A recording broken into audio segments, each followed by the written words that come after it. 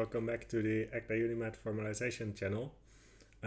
Today I'm going to formalize that the type of equivalence relations on a type A is equivalent to the type of all sets equipped with a surjective map into that set from A. This deviates slightly from the book that we're formalizing, in the sense that they don't really go into the theory of quotient sets. But eventually, of course, they are going to use it, so we will need it, and that's why we are going to formalize some things about equivalence relations and quotients. And in fact, there are, I know at least of 4 different equivalent structures that are equivalent to equivalence relations on a type A. One is, of course, the type of equivalence relations on A. The second is the type of partitions on A.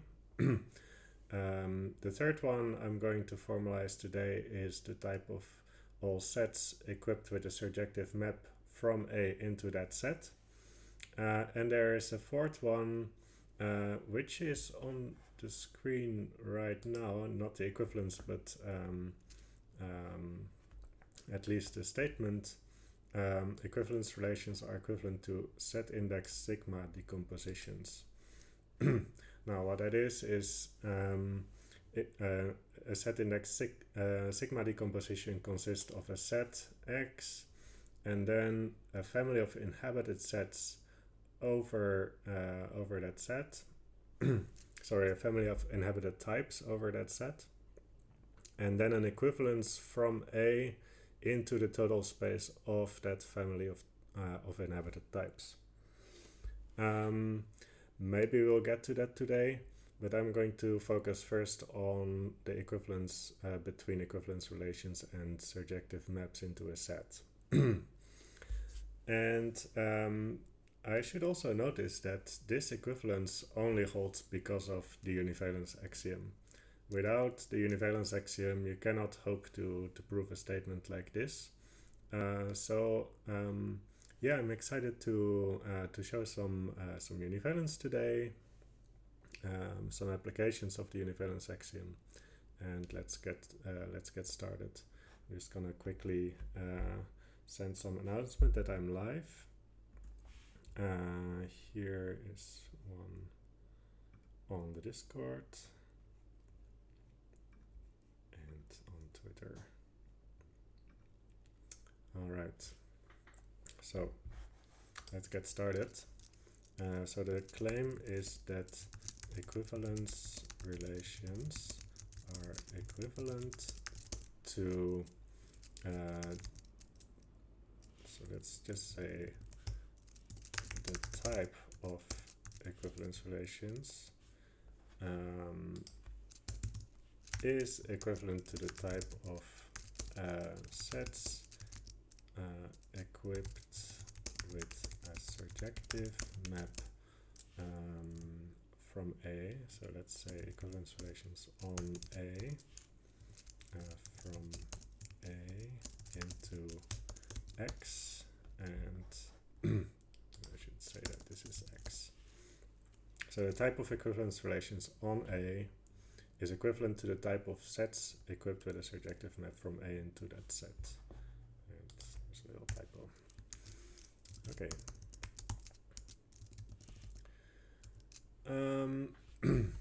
All right.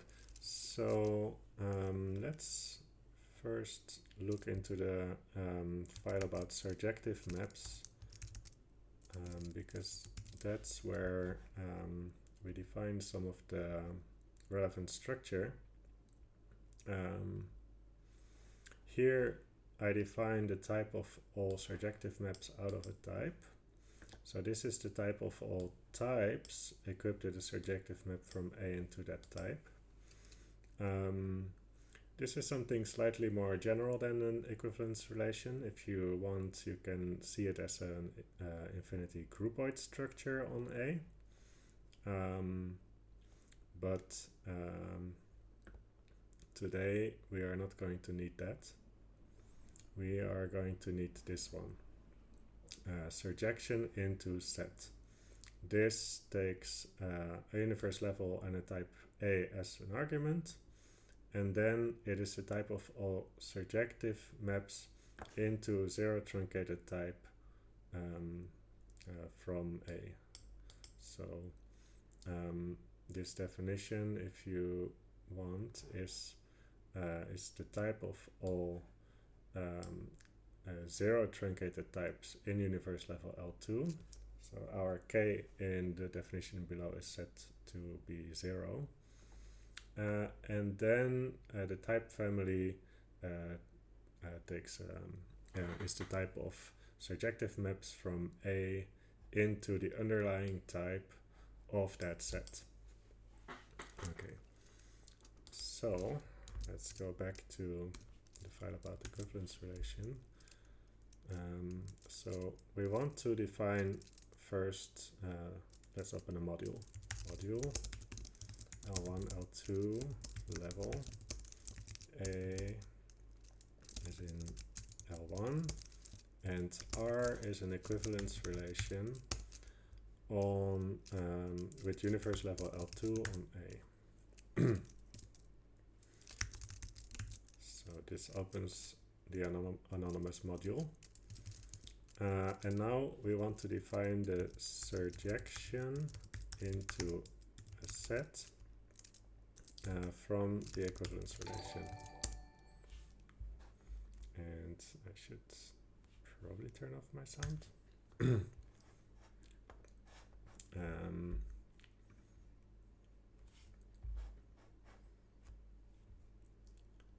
Let's see.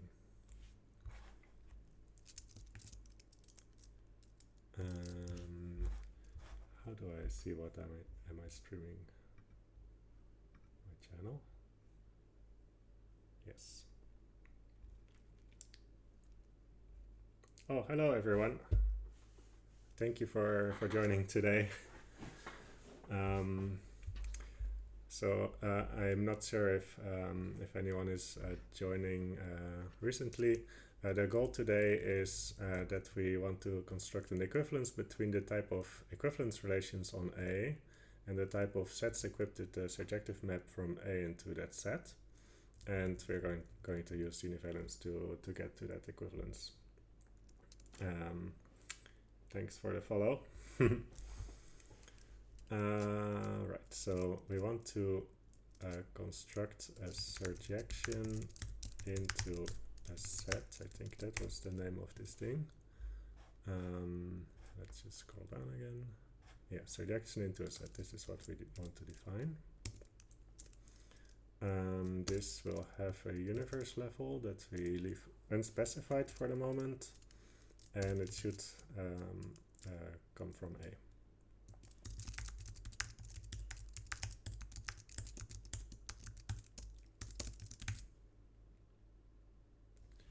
Oh, and I should import it, I suppose. Open import foundation surjective maps.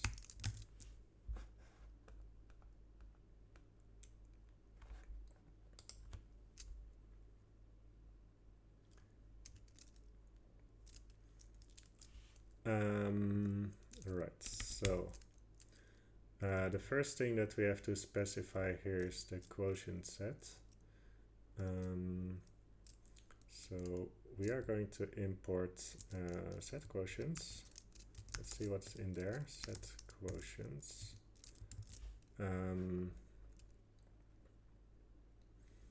So this file, oops.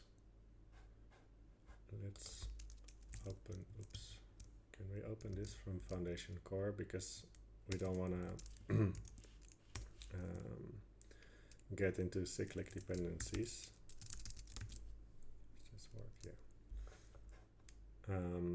So Foundation Core is a folder of core definitions in the Foundation folder, or rather in the Foundation Core folder that is at the same level of Foundation. And this contains core definitions, and the idea is that this setup allows you to avoid cyclic dependencies in ACTA. And because now in the file about equivalence relations, we're going to show that the type of equivalence relations is equivalent to the type of surjective maps into a set. We're going to use set quotients in the file about equivalence relations, but of course set quotients also use equivalence relations, so we had to do something to avoid cyclic dependencies.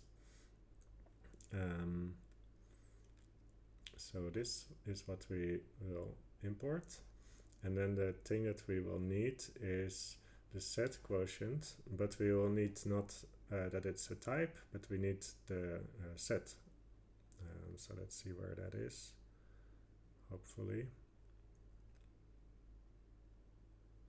Here, quotient set. This one is the one that we're going to be using. Okay, let's go back to equivalence relations and import set quotients. It should be here.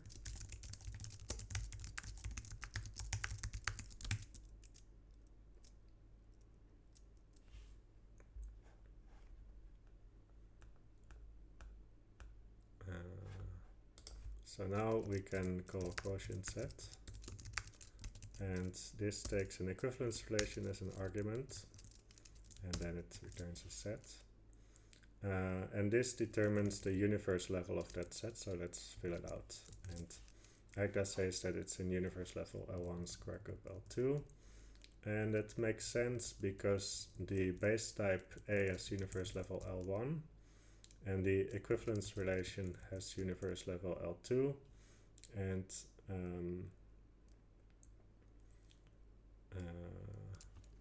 and so we're making the set quotient out of two types that are in those two different universe levels, so the set quotient is naturally going to be in L1 square cup L2. This is the max of universe levels. Okay. And now we need a surjective map from A into the quotient. That should also be in that file. So let's see where surjective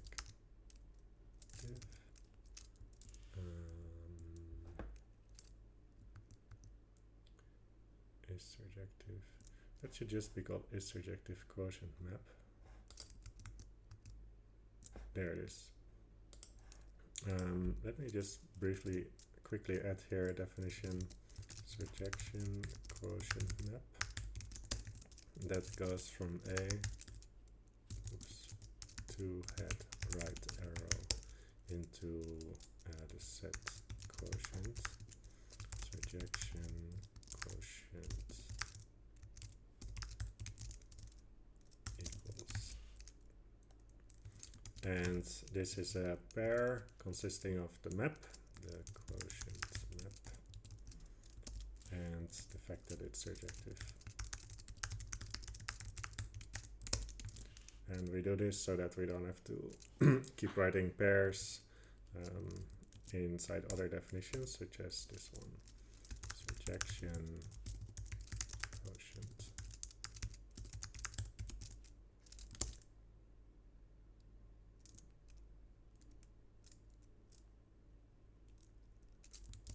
Oops, why is this not loading? Okay. Good. ACTA is happy. By the way, I do pay attention to the chat also, so if you have a question, you can type it in. Anything related to univalent mathematics is fine for questions. Okay. So this is the surjection into the set. So that was easy because we kind of already had the setup for that. But now we also want to go back. So let's just give this a header.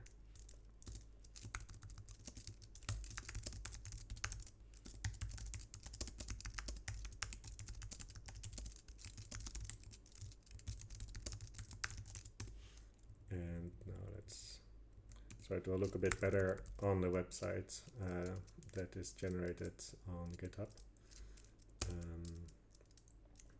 The equivalence relation obtained from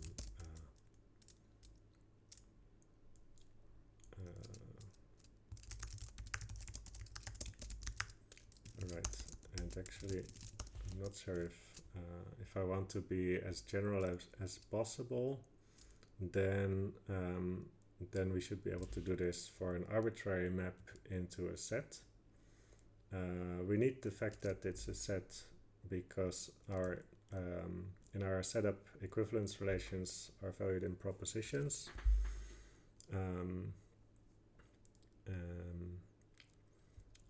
I guess we can do it. Okay. Rel. Let's see. Rel. Yeah, this should be good. We can fix this later. It's not the most general setup.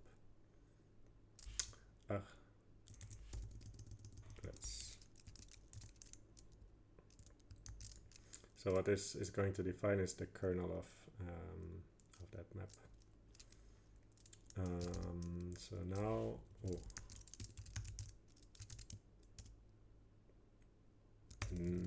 not sure if I want to open a module. L1, L2 level. A is a type of universe level L1. X should be a set in a universe level L2. F should go from A to the underlying type of the set X. And then we want to give a relation which will be, I think we can just say from A to EU prop. That's the most basic way to do it. Into set xf equals question mark. I should import sets.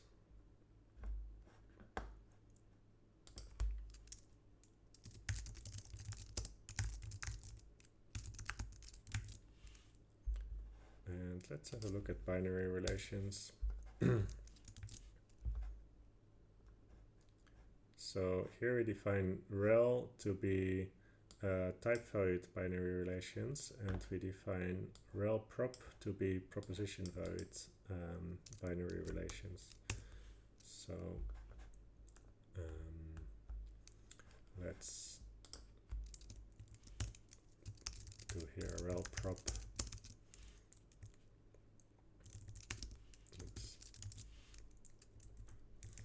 And so how do we relate two elements x and y? So let's just check quickly. Those x and y are elements in A, as you can see here in the buffer below. And the way we relate them is by the identity type, x equals y. But we want this to be a proposition, not an arbitrary type. So there is a way to do that. It prop, which takes 3 arguments. The first argument is a set x, and then you just give 2 elements in that set, and this will be the proposition that x equals y, but it records also the fact that it's a proposition. So f of x is f of y. Oops. And now I can figure out what this universe level is. So let's quickly prove that this is an equivalence relation. Rel map into.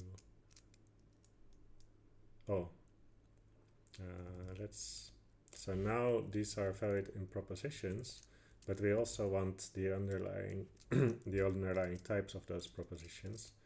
So let's call that sim map into set, and I think I am going to open a module here. It's just better. Module L1, L2 level. A, L1, X is a set. L2, F goes from A to the underlying set of X. And then this can go into the module. And no, we don't need those. This should work. Sim map into this should go. This should then be rel to a.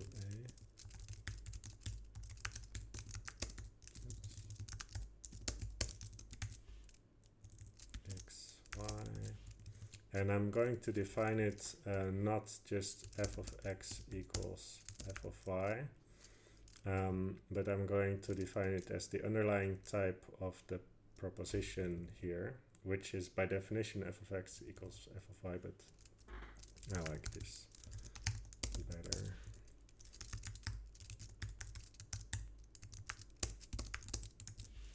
Okay. Now we can say that this similarity relation is reflexive.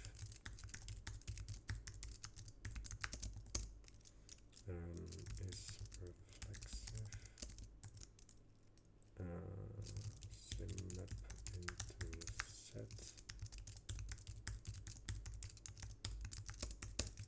Should work. Yeah. I think that has one implicit argument. Oh no, it doesn't. It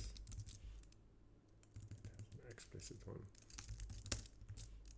And it's of course this raffle because this asserts that f of x is equal to f of x. Okay, symmetry is symmetric. Sim map into set. Sim map into set. And let's see what we need to assume. What happens? Okay, x, y, and that's as a hypothesis. Let's assume that we have an element of sim map into set x, y, and this will be in h presumably.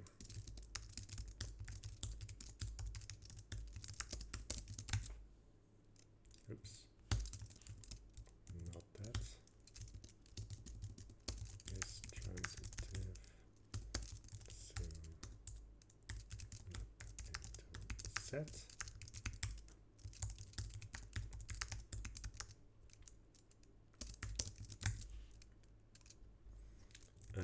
X, Y, Z, H, K. So it's transitive, says that if X is related to Y, and so that's the hypothesis H, and K is the hypothesis that Y is related to Z, then X should be related to Z, and that's just H concatenate with K in this case, because we're talking about identity types. So you have now equal map into set.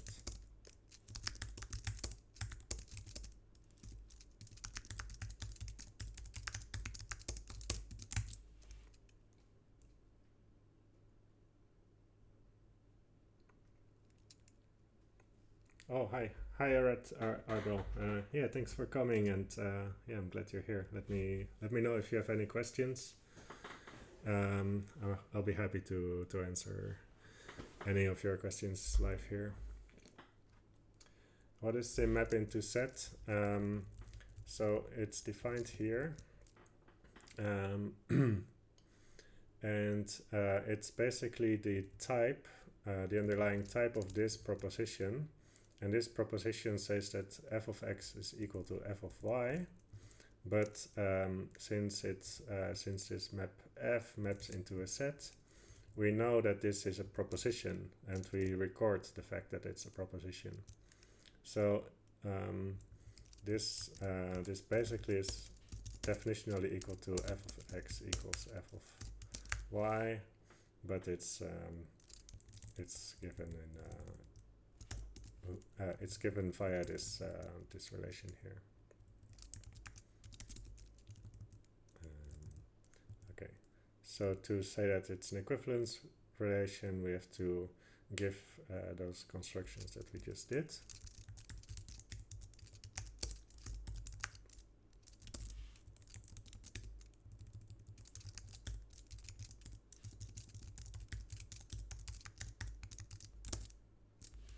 I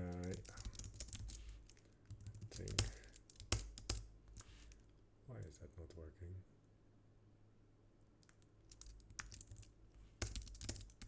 That's why. Okay, so there's a slight mismatch here with how implicit arguments work for equivalence relations and for those predicates here. So I should really fix it at some point. But that's okay. For now we can work with it. So you have x and y, and then we say sim map into set xy, and here x, y, and c are implicit. Trans sim map into set xy c. Okay, so what we have done now is we defined maps back and forth. Almost.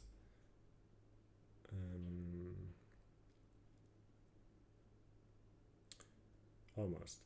What I did here was I assumed a set and a map into that set.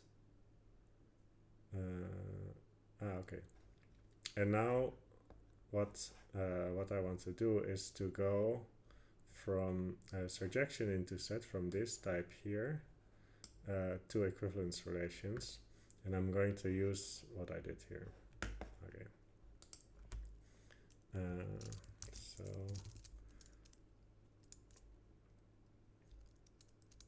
equal surjection into set L1, L2 level. A is of universe level L1, and F is a surjection into set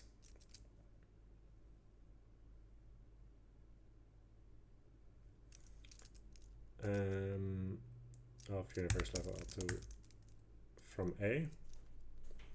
And now we want to define an equivalence relation, and I think this is just going to be an L2, which is convenient. Oh, I'm going to capitalize these because they are also capitalized in the name of the type.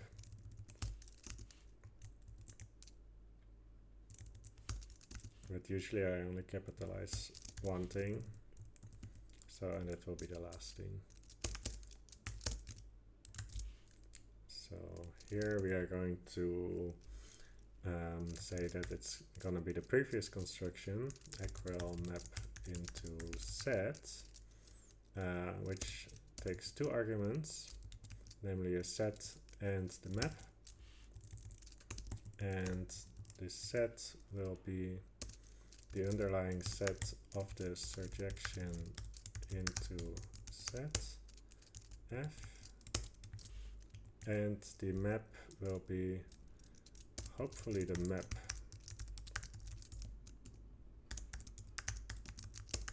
I hope this works. Yeah, good.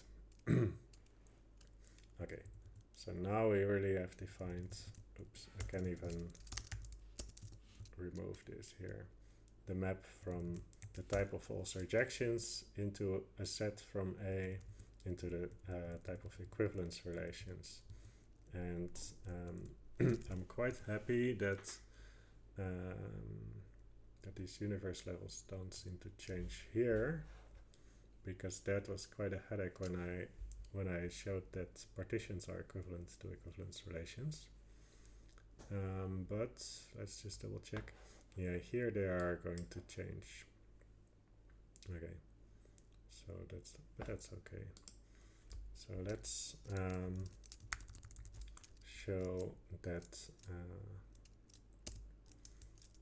let's see, the equivalence relation obtained from the map,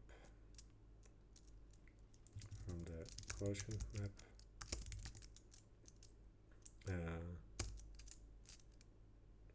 obtained induced by that equivalence by unequivalence relation is that same equivalence relation. Should not be too hard with what we already have, because it looks a lot like effectiveness of the quotient to me.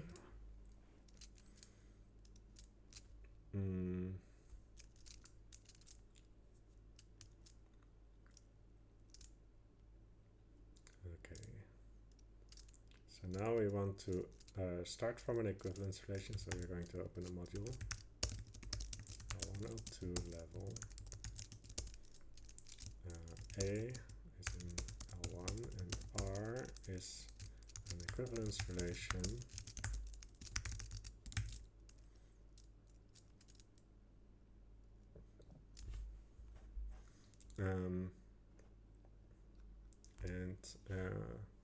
what we first want to show is that they relate the same elements. I think I have that up in a definition somewhere here.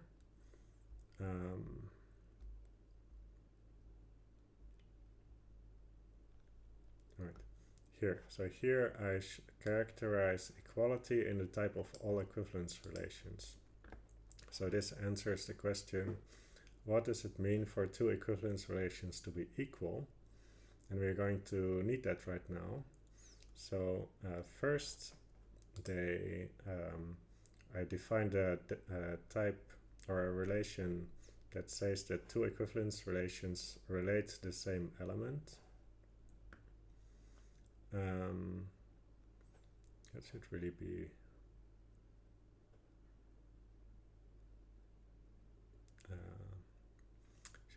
without the S there.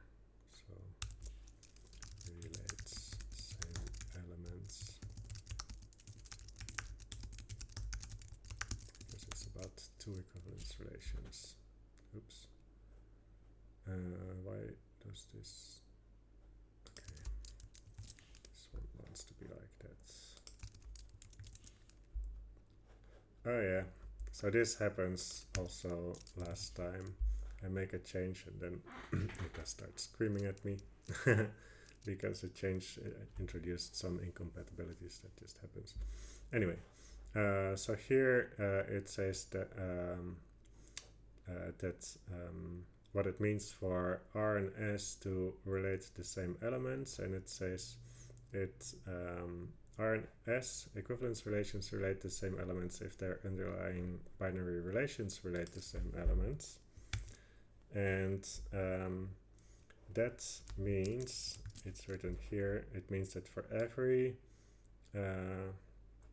x in A, the subtypes R of x and S of x have the same elements. So this just means that for every y, Rxy is equivalent to Sxy. That's what it means for equivalence relations to be the same. And then I show that equality of equivalence relations is equivalent to relating the same elements. So this provides us with a step towards proving equality. Namely, if you first prove that two equivalence relations relate the same elements, then you can use this function here to show that they were equal. Okay.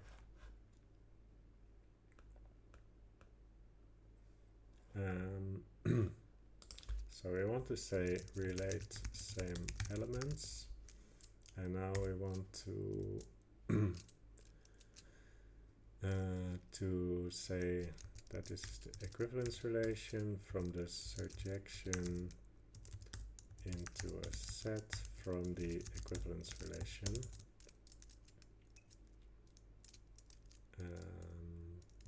So we want to claim relate same elements equal, and we have two equivalence relations here.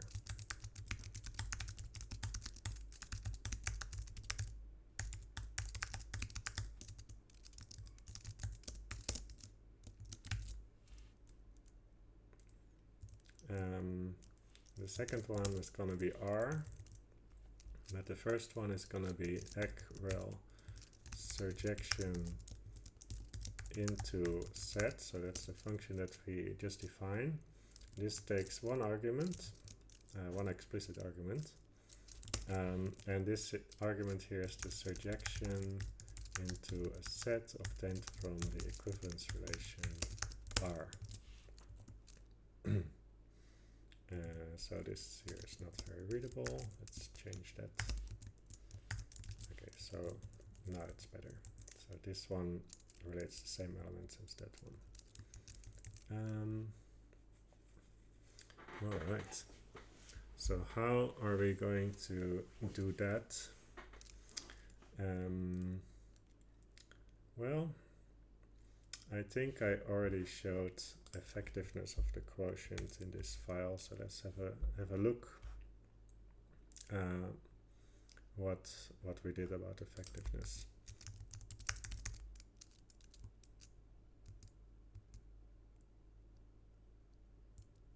Oh, this is the wrong file, sorry. Set quotients, I meant to look here. Right. So here it says that the quotient map is effective, and what that means is we're going to jump to that definition. So we say given an equivalence relation R, and a map F from A to B, and here this A is the base type of that equivalence relation. We say that F is effective for R if for every x and y in A, the type of identifications f of x equals f of y is equivalent to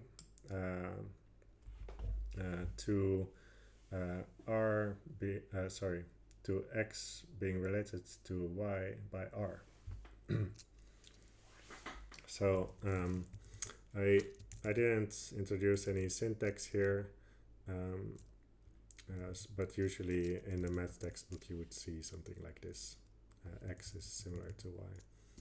But it also needs the equivalence relation as an argument, so I'm not really sure what the best setup for notation is. I don't like clumsy notation so much, so some people like to define x is similar and then with a block maybe, so you can put an R here to Y. It becomes very notation heavy for me, and then I already prefer to just give a normal name. It's code after all. It's it's not LaTeX, so I think code should be code. All right, so this is what we will use. Is effective quotient map. Right.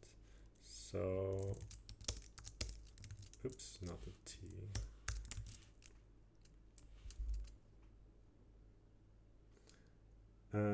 Is the type of equality between two equivalence relations contractible? Well, if that would be the case, if the type of identifications between any two equivalence relations on A would be contractible, then there would be at most one equivalence relation on A. That's not the case. So not all equivalence relations relate the same elements. But the type of equivalence relation certainly is a set. So the equality is a proposition. It's not contractible, but it's a proposition. But yeah, that was a good question. Okay, so here this says we have to prove a logical equivalence, and we know an equivalence, so we are going to say if from equiv. Hopefully that loads. Yep. So this is basically the logical equivalence obtained from the equivalence, and we are going to say is effective quotient map. This takes the equivalence relation as an argument, and then also x and y. And now it says at the bottom here that that this identity type is equivalent to x, and I think that's just what we need, right? So there we have it.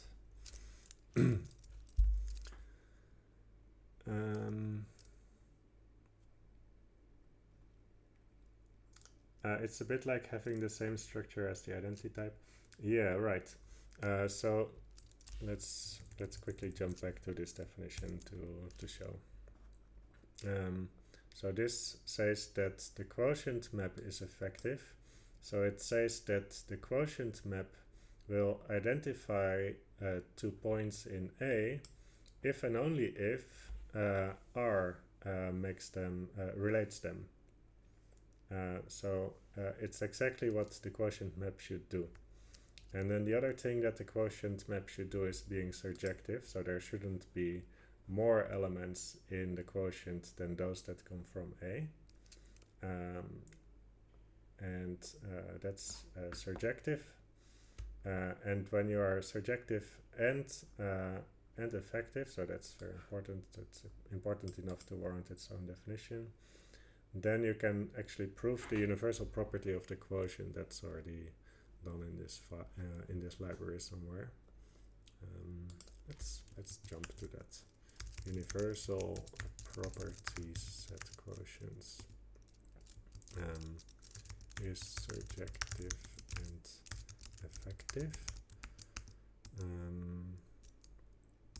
Let's jump to the good stuff. Where is it? Okay, so here's a whole bunch of stuff about that you can derive from being surjective and effective. What I'm looking for is the universal property of the quotients.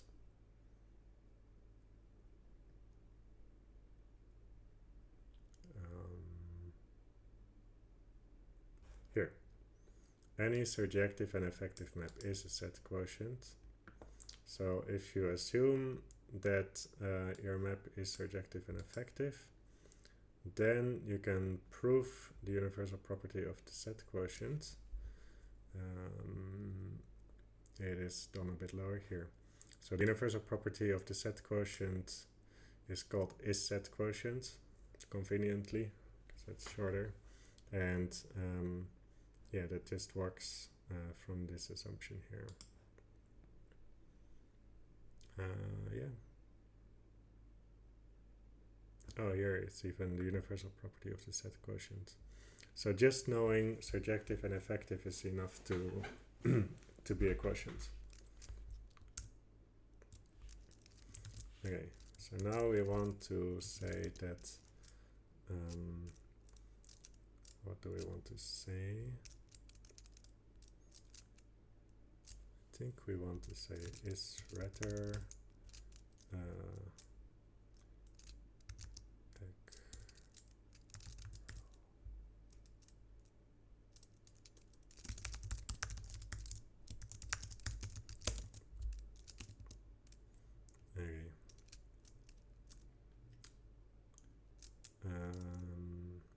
Right. So here what we're claiming is that Equivalence surjection into set surjection into set equal R. This is R. We don't need these other parentheses.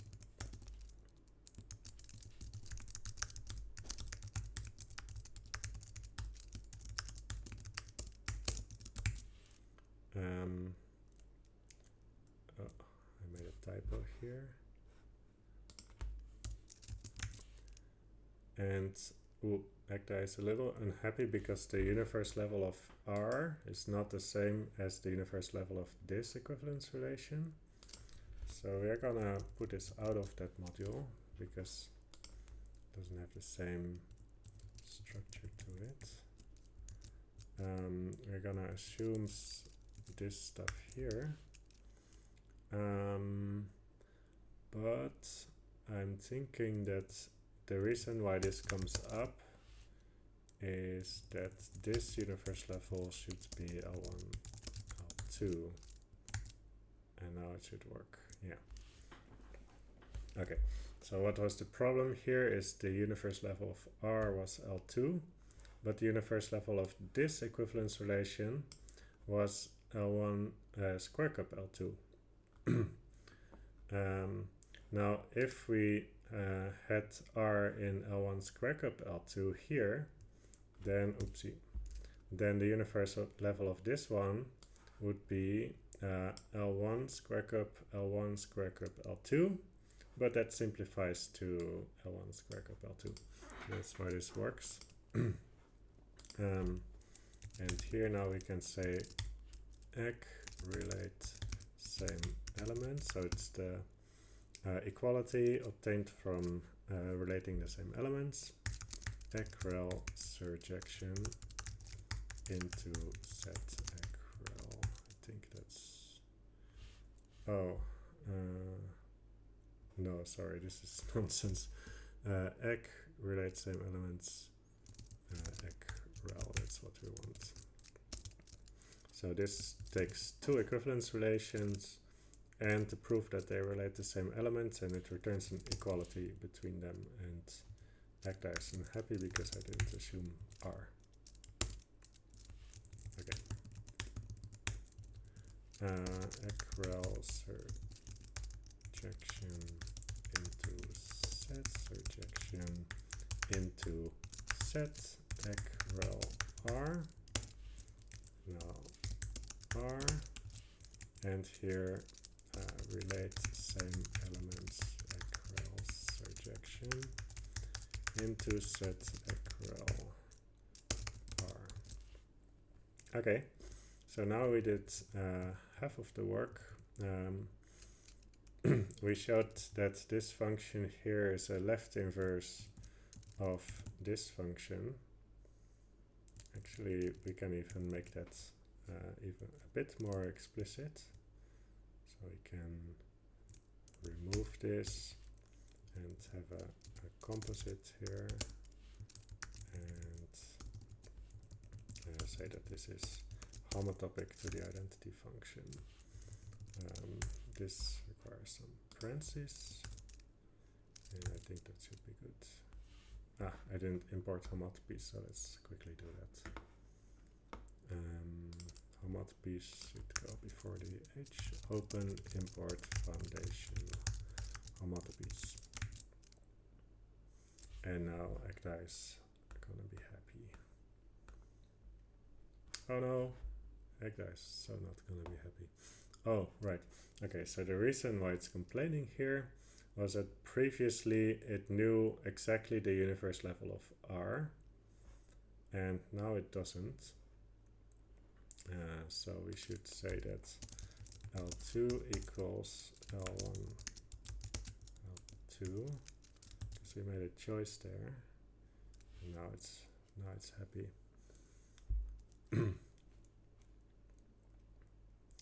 Maybe it's a little less readable. Oh well. But what this is about is showing that this map is a left inverse of the other map. And we are going also to show that it's a right inverse, which is where we will use univalence. And then we'll conclude that these types are equivalent. Okay. Right. So to conclude that it's a right inverse, let's write down this statement. Sec rel surjection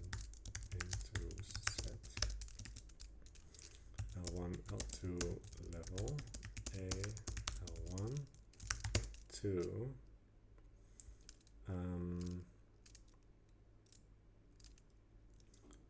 So now we want to say surjection into set equal composed with equal surjection into set, and I'm gonna set again L2 to L1,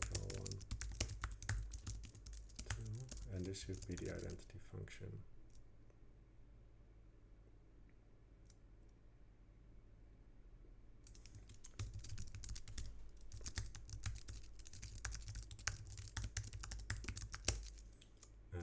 So we start by assuming a surjection into a set.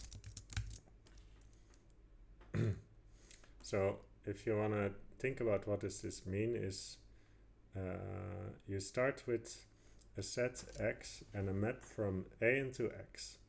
And then you look at the kernel of this map. So that's the relation f of x equals f of y. That's an equivalence relation that's an equivalence relation on A. So now you can ask, what's the quotient of that equivalence relation? And the answer is that's going to be x. And not only is that going to be x, it's gonna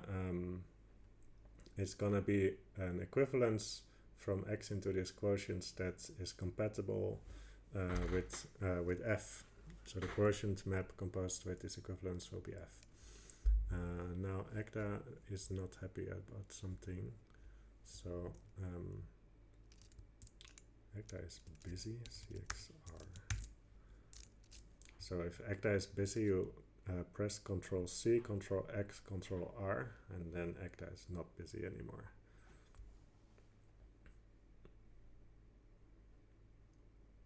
It's like it's like sudo don't be busy.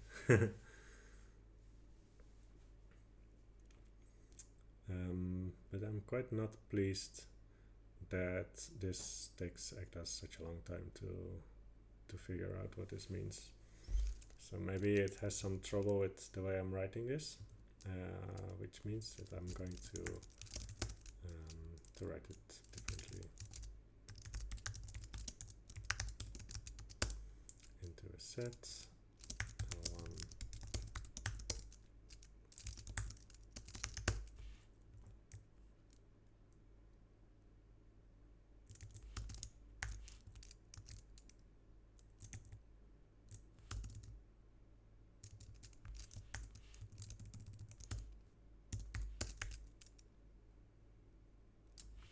I'm also going to undo this one here.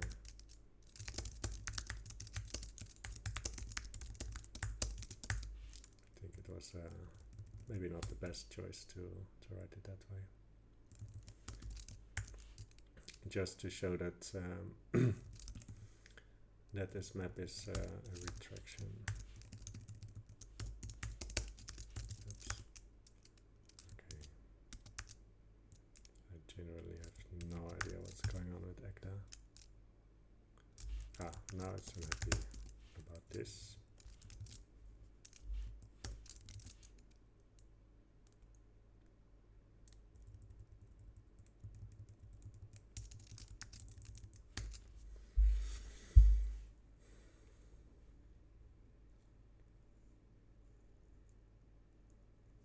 Okay, this compiles. Just didn't show the color.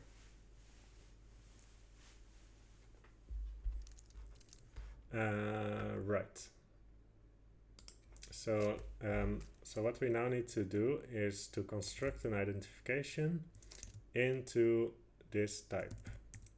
And it's a good thing that I have a habit of whenever I introduce a type, I will pretty much automatically characterize its identity type as a habit. So that should be somewhere in here.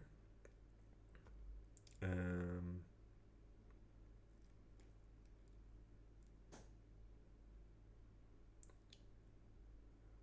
question is where? Homotopy surjection, that sounds good. It's the identity type. Oh, okay, so that's the identity type of A double arrow B. This is very good. surjection into truncated type, and here, characterization of the identity type of the type that we're currently interested in. So equiv surjection into set. So what we show here is that, okay, what does it mean to give an equivalence of an element of this type, surjection of set? Well, it means this. Oops. And this still doesn't say it, but let's jump to this definition. And here we have the answer. To give an equivalence of two surjections into a set or into some type, you first give an equivalence between the underlying types. So let's say this goes from X to Y, and let's call this equivalence here E. And then you must show one more thing. It's that if you compose F with E, then you get G back. Someone is calling me. That cannot be right now. Decline.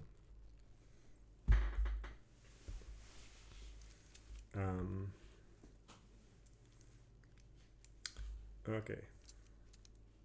So this is what it means, and then here it goes on to show that equality of surjection into set is equivalence. I'm gonna put my phone on busy. Shit, I cannot do it right now. Oh, too bad. How do I say no disturb?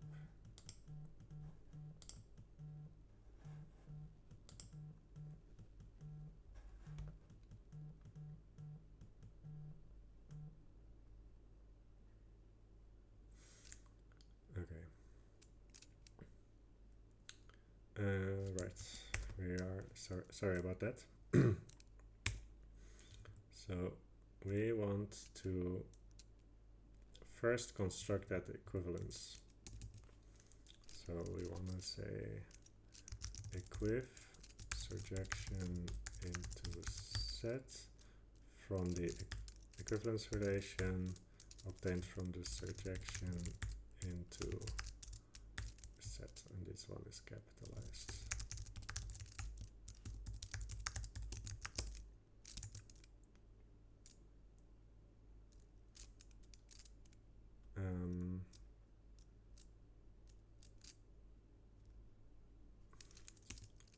Okay, so now we assume L1, L2 level, A and L1. We assume F surjection into set L2A, and then we want an equiv surjection into set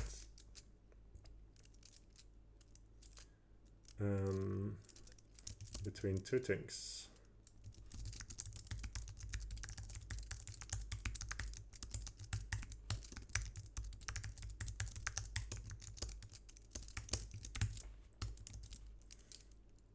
And those things are F here, but the other one, we don't have parentheses, but we do.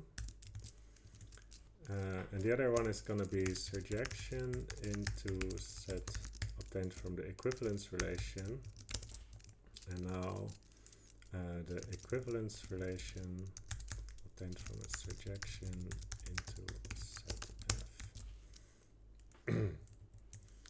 Okay, so this starts to look much better.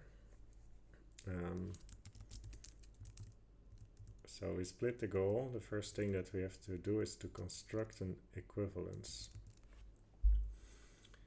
Right.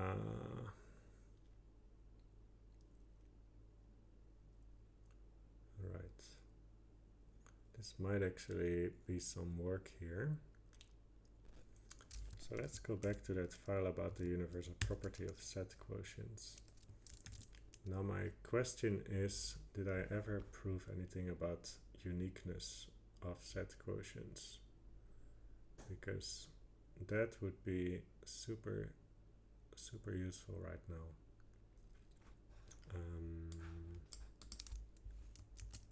Unique. So there's no uniqueness in this file.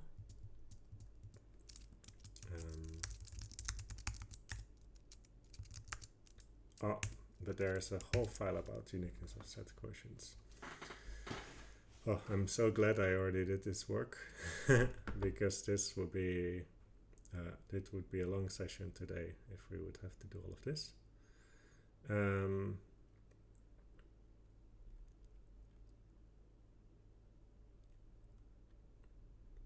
What does this file do? Here. Uniqueness of the set quotient. This assumes here that we have a set B with a map F. Okay, this map goes from A to B, but it also reflects the equivalence relation. So that means that it's going to map related terms in A to equal terms in B. And then it assumes that that this pair B and F is a set quotient, so satisfies the universal property of the set quotient. And then it assumes another such triple, so a set C, a map G from A into C, such that related terms in A map to equal terms in C, and the universal property. And then what this result here states is that the type of all equivalences from B to C such that some triangle commutes, this is going to be contractible. In particular, there is one. And we are going to use this so hard. All right, let's see if we can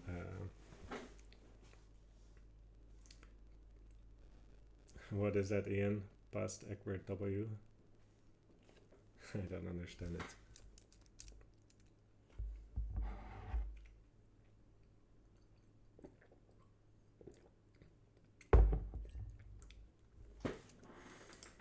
Maybe it was something about earlier.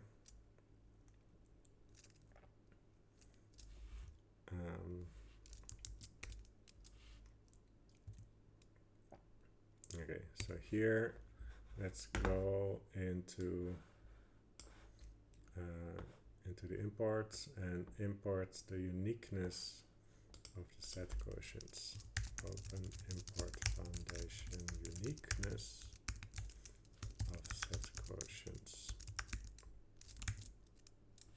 That's what we're going to use.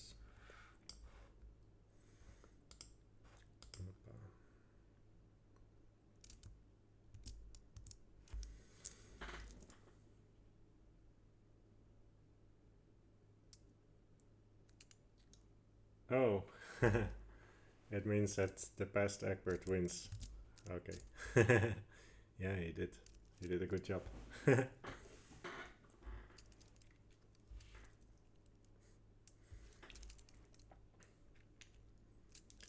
Right.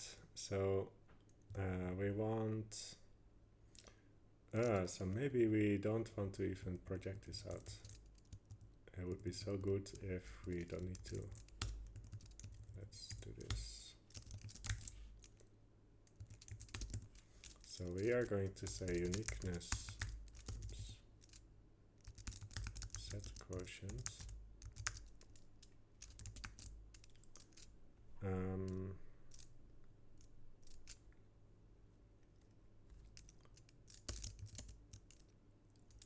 So this is gonna require a lot of stuff. So we will at least need R. Oops, we don't have R. Oh.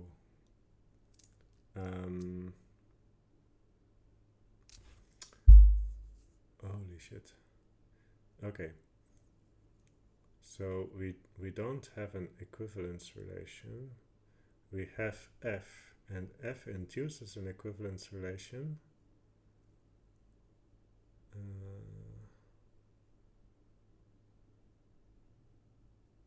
Let's try this anyway.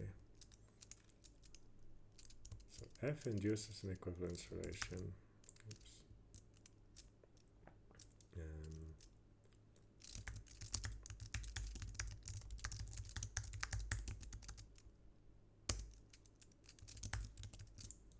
That's that one. Now we have to give a bunch of stuff. 1, 2, 3, 4, 5, 6. And then we get contractibility.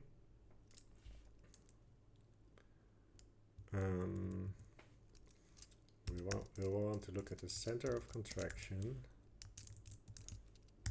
This is usually such a such a bad strategy to prove stuff. Then we get an equivalence and some homotopy. Let's pray this works. Okay. Okay, this should be illegal, but it works, so I'm not complaining. I'm not complaining. So we might still get stuck here because this might actually not be exactly the correct data, but let's go for it. So we will want to put here it's gonna be some set, some map, and a proof that it satisfies the universal property of the set quotient. And here is gonna be the underlying set of F. Then it's going to be it's gonna be a reflecting map, so this will be a pair.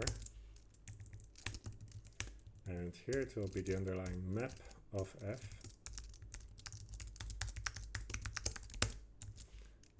But now we will need to show that if if f of x are equal to f of y, then f of x is equal to f of y. So this will be lambda xy something. Oh.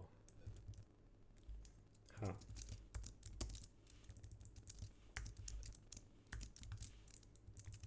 And I think it will be just h. And this here looks like the identity function, but it isn't, because it has a few implicit arguments that are not showing here. Okay.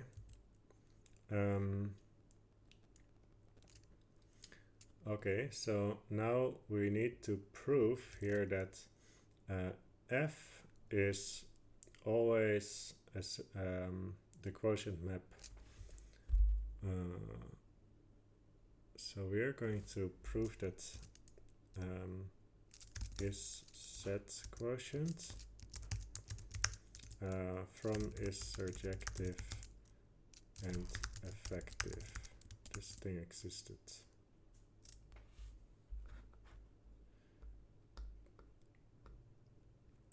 If only we imported it.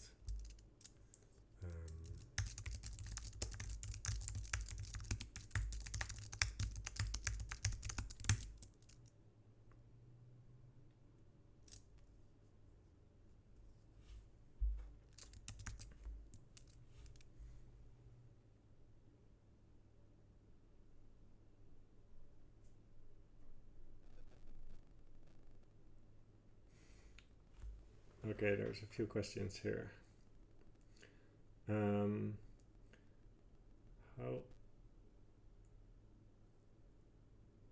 How did I choose to do this series in ACTA rather than in other proof assistants?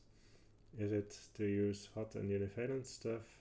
Is it my preferred tool, or is it something else?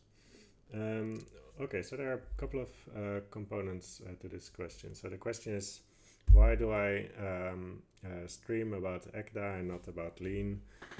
Why am I making my own library even? And one important aspect of the answer to that question is indeed I want to do univalent mathematics. So lean is already not an option anymore because they are incompatible with univalence. And for me, it's just much more interesting if I can discover in so many areas of mathematics where you could have used the univalence axiom if only your foundations were univalent. And a lot of this happens in combinatorics. Their univalence is actually all over the place. So you'll see in the Acta Unimath library there's a fairly big folder right now about univalent combinatorics, and there's a lot more to come in that direction because it's just this super interesting direction of research. But Acta is not the only proof assistant that is compatible with univalence. There's also Coq, and even within Acta there's also cubical Acta. For me, when I started learning formalization, it was actually a lot easier to start with Acta, because in Acta the only thing you have to do is to write your proof terms, basically. And it's really a straightforward interface. And there's not really a lot of extra stuff that goes beyond mathematics that you would have to learn in order to start formalizing. Whereas in a proof assistant like Coq or Lean, you have to learn the tactic language. Some of these tactic commands can be very subtle and hard to learn. And I definitely tried, but I always got to a point where I would be stuck about very subtle issues about tactics, and I would always just need someone next to me to ask questions, very basic questions to help me to resolve errors from the proof assistant that came from using tactics. So maybe that's just me. I struggled a lot with tactics, and that's why I didn't like them very much. Whereas in Acta I can just write my proof terms, and often I already have a very good idea what the proof term is going to look like. I'm not saying that ahead of time I will know exactly what the proof term is, but I have some clear idea about how to construct it. So then I don't need tactics. Then I can just type it up in Acta and be good. So for me, Acta is a lot faster to write the terms that I'm interested in.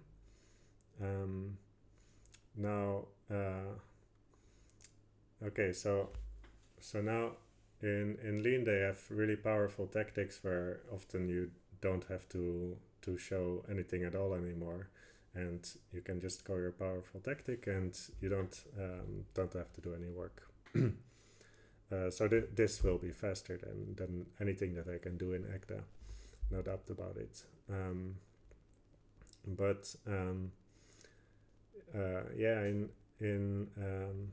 In univalent mathematics, often you want to have control over what is the proof term that you create,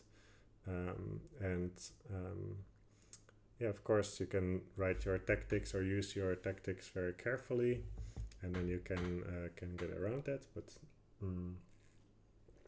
I like to be in control, so I use Acta. And why am I not using cubical Acta? This is more on philosophical grounds. The normal Acta feels much more like mathematics to me, like mathematical reasoning with the identity type, with sigma and pi. Whereas in cubical Acta, you're really working in the language of cubical sets. You're using hcomp all the time, and it's super nice. I cannot say anything bad about it because it's a really good system. But to me it feels more like I'm doing mathematics when I'm doing mathematics in plain Acta than when I would do it in cubical Acta. And on top of that, if you're formalizing book hot instead of cubical type theory, then you can claim that whatever you formalized is true in an arbitrary infinity topos, whereas the cubical crowd can only claim that what they formalized holds in their very specific cubical model. So there's a bit of a philosophical reason why I prefer to stick to plain ACTA for now. All right, some more questions. How does ACTA Unimet compare to cubical ACTA? Okay, so in terms of the library, there is somewhat of a difference, because in cubical ACTA they are very focused on synthetic homotopy theory, and I definitely want to do that more in this library, but it isn't done yet. In the ACTA Unimet library, we try to do general mathematics from a univalent point of view. So there's a lot more general mathematics, combinatorics, group theory, algebra, that kind of stuff. We have a very big foundation folder with much more stuff in it than what the cubical ACTA crowd has. So there's more of that. You can also say that in cubical ACTA maybe you don't need all of that, because the system is so nice, especially when you work with hits and you can pattern match your way through it. Yeah, that's certainly a valid point, but yeah, I think that's how they compare. Okay.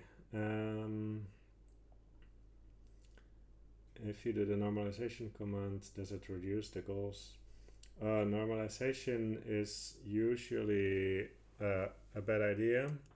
Not always. It can help you, but yeah, it's better to write your proof terms in such a way that you know what is going on. There are a couple of strategies for that. Is to have a lot of names for things, so that you can call things directly instead of having to iterate projections. Of course, record solves that problem partly, but not entirely.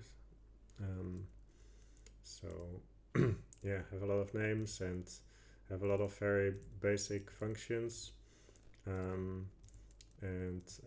Yeah, that's how I formalize. Okay, so let's get going again to prove this. So now here we wanted to prove that the map F is a quotient map.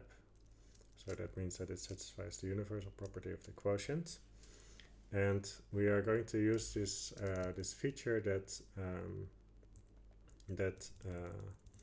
if the map is surjective and effective, then you can prove the universal property of the quotient. So this will have a couple of things. That should be enough. No, it isn't.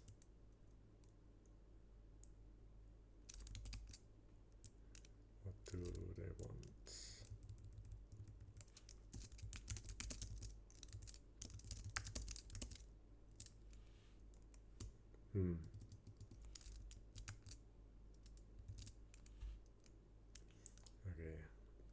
Okay. Let's have a look again what this is. Is set quotient universal property, not that one.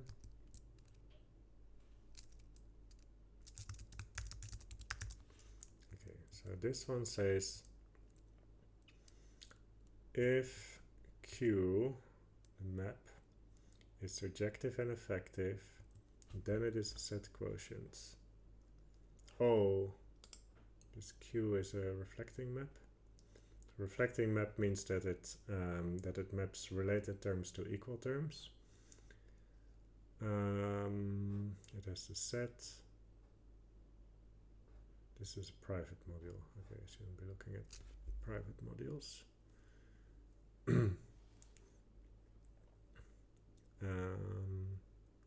no, it's just a map. Okay, so let's have a look at what that uniqueness result said. So we want to prove is set quotients. So why does this not work?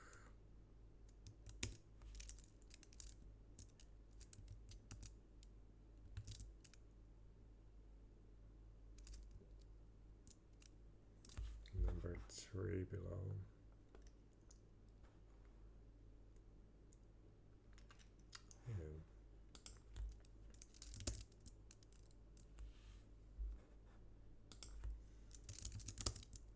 Oh, okay.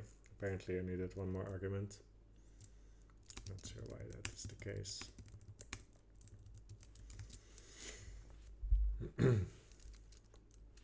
Okay, so first we have to give a set, and it's going to be the underlying set of F.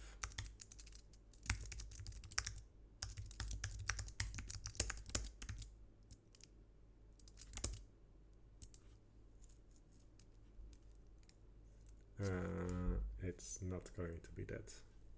Why?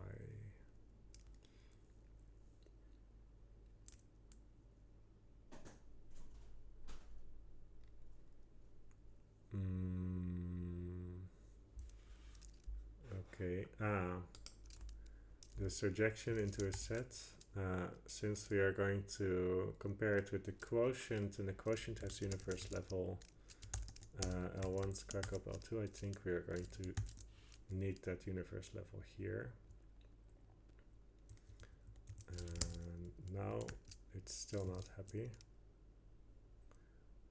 So what is the universe level that it wants? Oh, it wants us to give an equivalence relation. So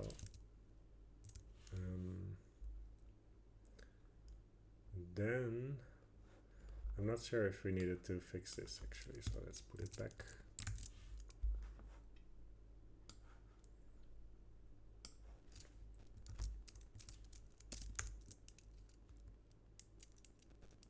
Oh, Ian, you asked a question and I didn't spot it.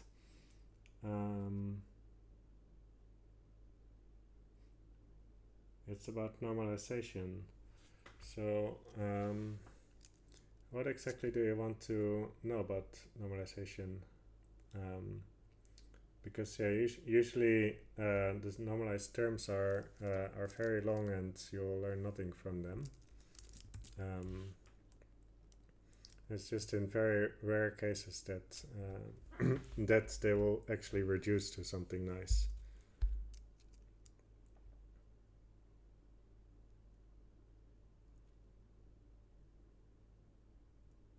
Okay.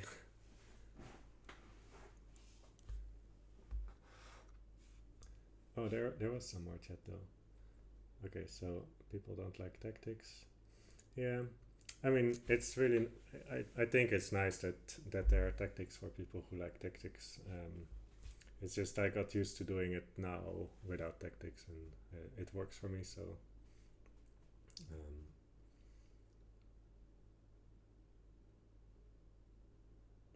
oh, you did the number game.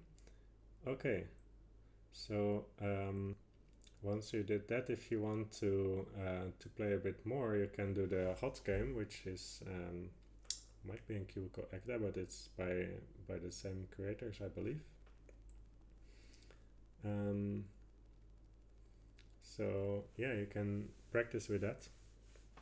And I'm not sure if you participated in this summer's in the summer school, but all the lectures are also online. Hottest Summer School 2022.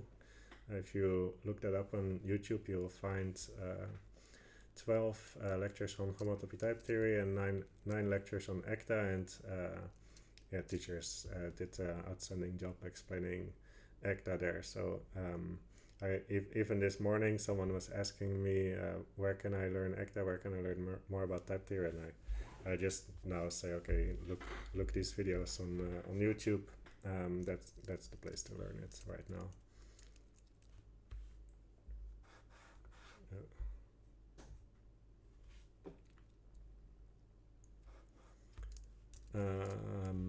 So here we want to give the map to, let's see what, so the equivalence relation should be equal surjection into set F. That kills that goal. What do we want to give here? I think we want to give the underlying set of the surjection into a set that we constructed above, maybe.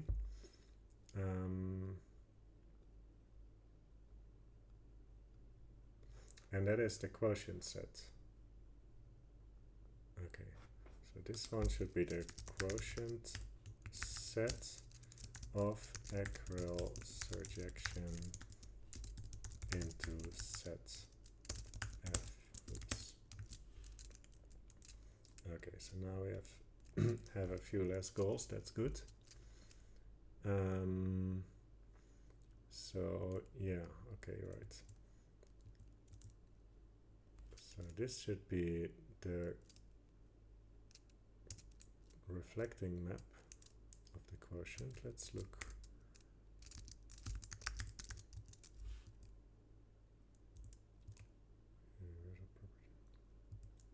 Set quotients. Is there anything about reflecting maps here?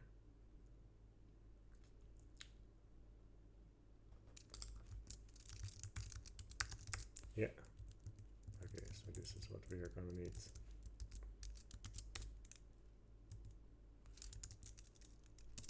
And it's going to be with respect to that same equivalence relation, equal surjection into set F. And this one will satisfy that universal property because it's basically, by definition, is set quotient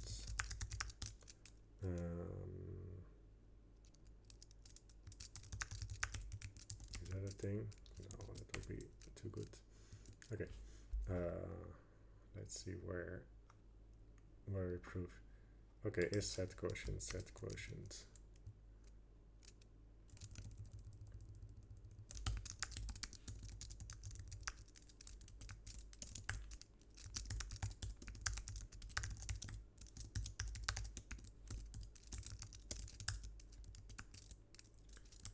Should be it.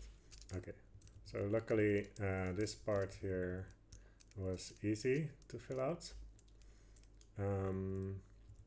Here we are going to get into a little bit more trouble. First we have to construct the reflecting map.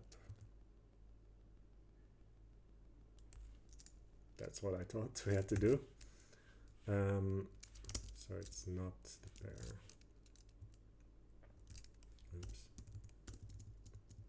Is it just...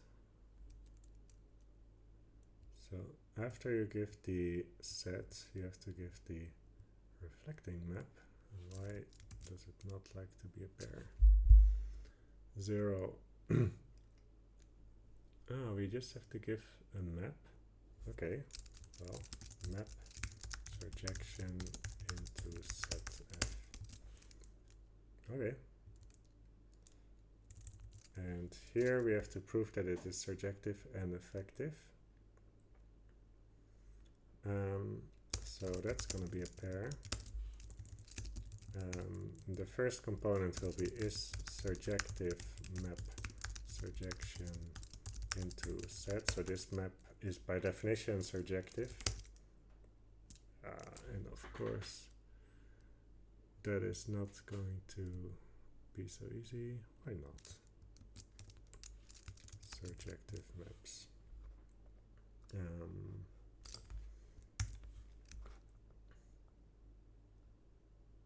Surjection map.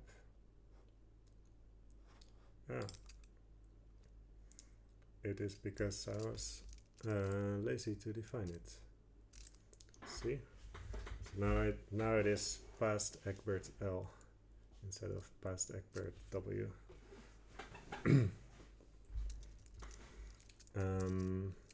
Alright, so this one should really come from the one above, which should come from this one. Okay, so this one is defined.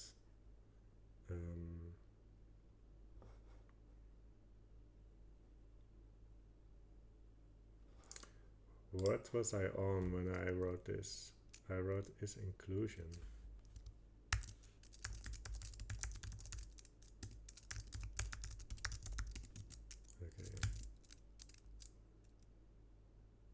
Okay. Okay. I don't know what I was thinking when I was writing this. Okay, so I did already define it. I just gave it a really, really weird name.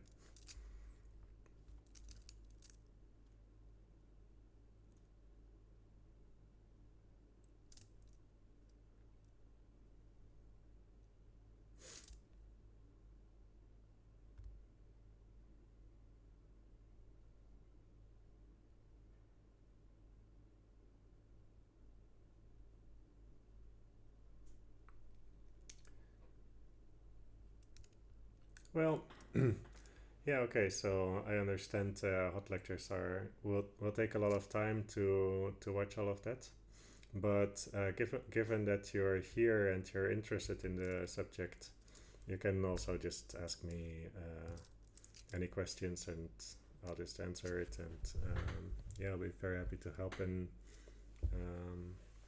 we can also go into more basic things of homotopy type theory if you have any specific questions.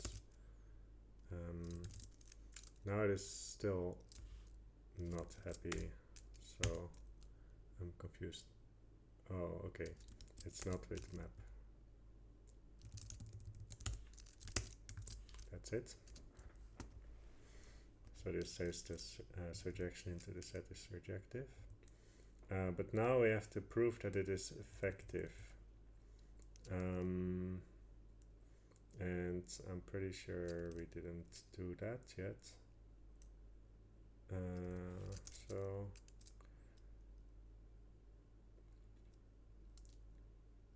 let's do that separately. I think. Yeah. So what I'm thinking now is, okay, I need to prove that something is effective. So I should actually write is effective surjection into set F. But there is no such thing. I already know it. So now I have a choice. Do I write that proof term directly into here?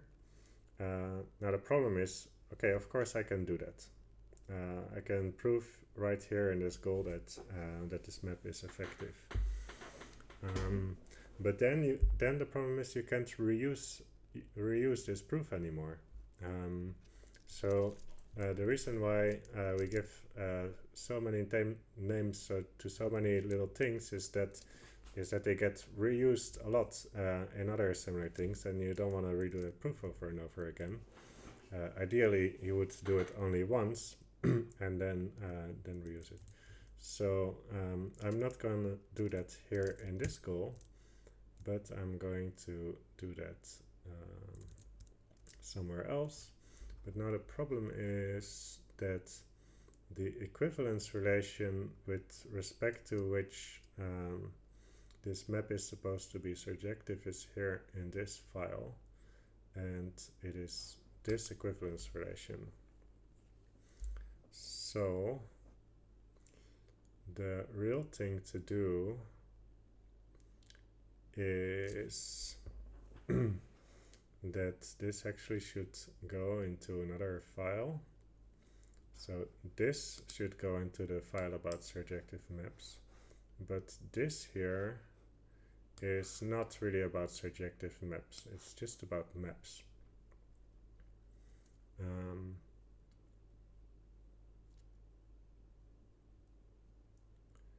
So this here should go into a file. I think it is the kernel of a map.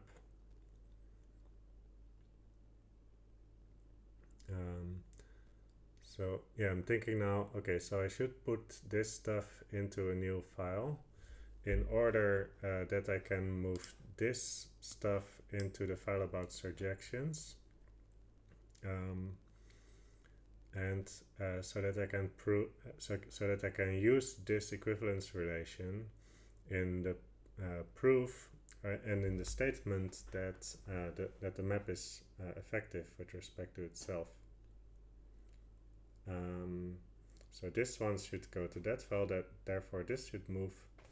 And you see we are getting into library design right now. Let's do it here for now, and then I'll think tonight about where to put it. Is effective map into set. I think that should work.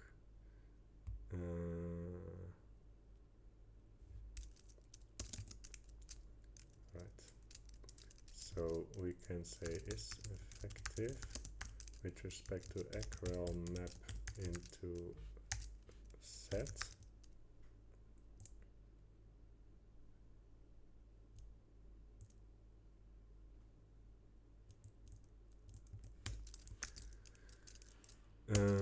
And which one is effective? It's this one. So we should open the file about effective maps, which should be opened here.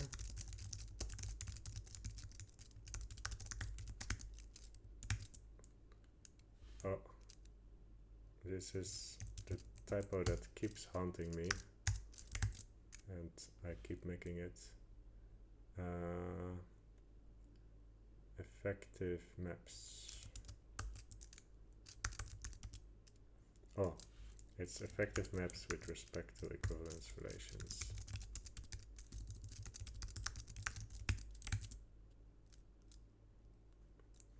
Okay. Hey guys, not yet complaining so much. Here.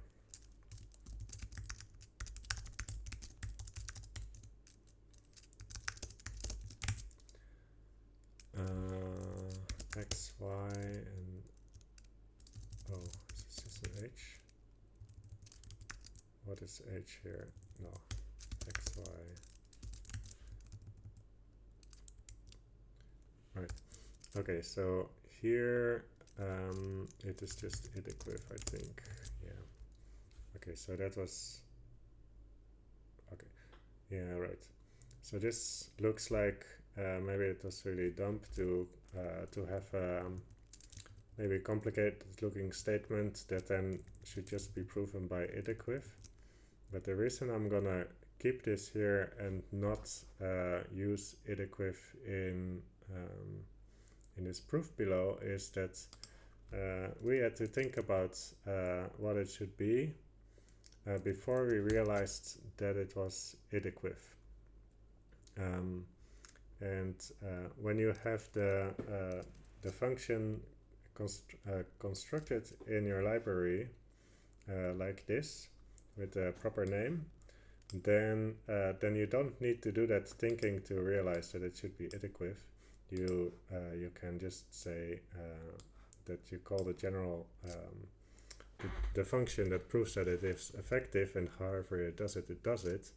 And it turned out it was really simple, but it's much easier to call this function and to realize that it was easy. That's it. At least that's sometimes what I think about it. So is effective map surjection into set a 102 level. Oops. A, and now F surjection into set L2A, and now we want to say is effective using the equivalence relation, obtained from F, and we want to say that the map, the underlying map of F is effective.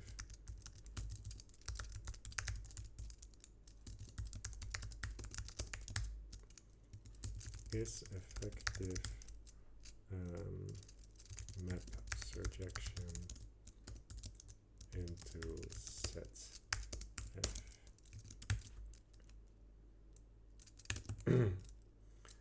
And that's gonna be that other function, is effective map into set, which needs a set and a map. Set surjection into set F and map surjection into set F.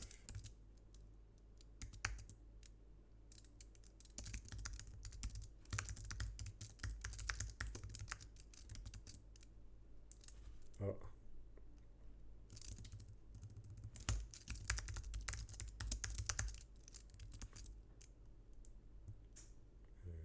That's the map. And here's F. Okay, so that was not too bad. Turned out better than I hoped for. And now we are going to use the fact that this implies equality. And sorry.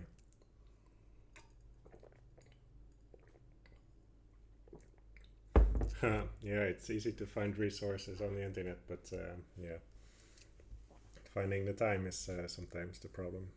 Yeah, but yeah, let's see.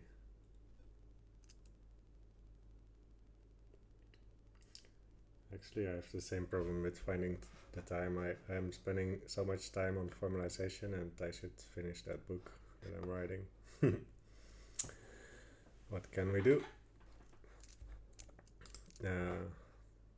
Set priorities, that's what we can do.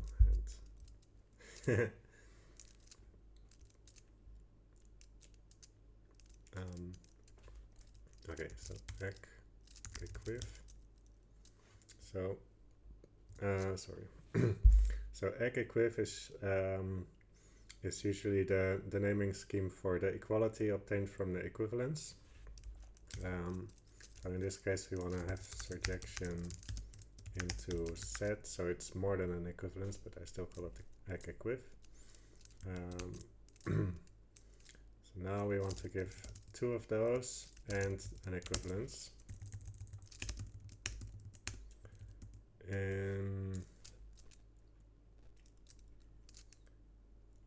And the two that we want to give are written up here in this line. So since that's a lot to type, let me just copy paste it.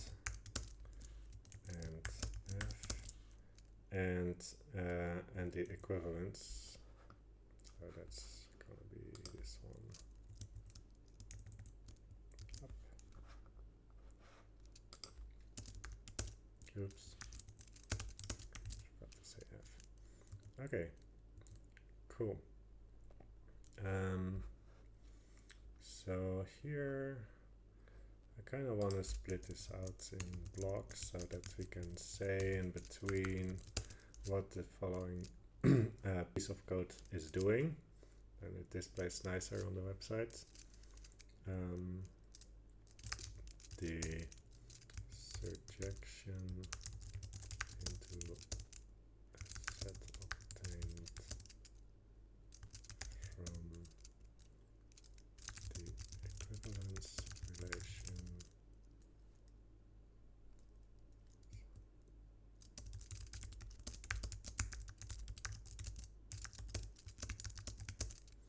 is the original. So I'm sure someone can come up with a better formulation of that, but this will do. Now we'll prove the type of equivalence relations on A equivalent to the type of surjections from A into a set.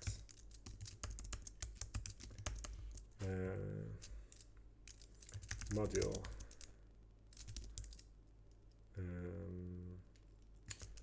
Not sure how much.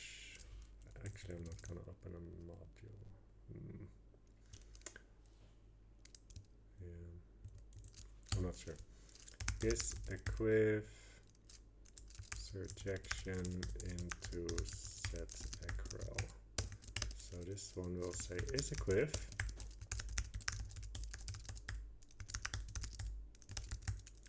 Equal. So this one will have a few parameters. L1, L2 level A in L1.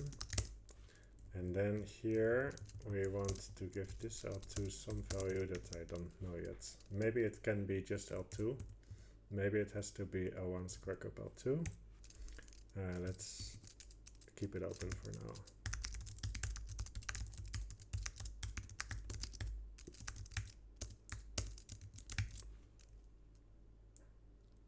Okay. So is equiv has inverse. That's the standard way to prove that something is an equivalence. The inverse is gonna say equal surjection into set. So this is the other function.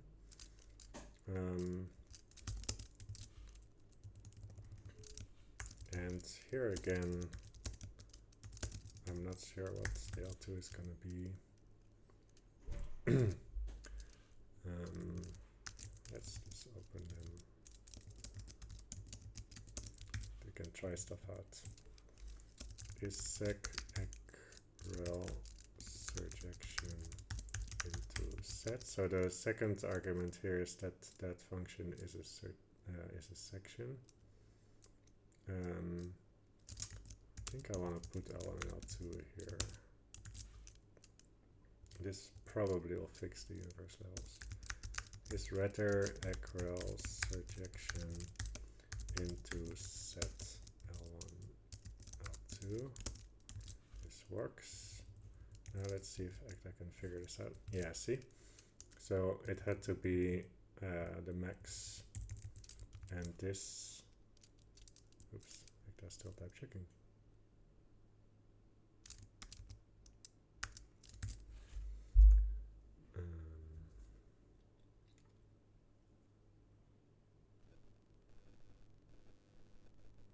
So it doesn't like that I left this universe level open.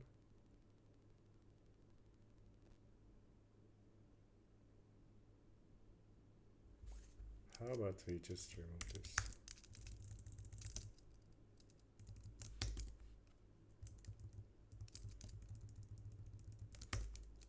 Now that we use that, those implicits to fix, to figure out what this universe level has to be, we don't need to provide them anymore. I think that's the way.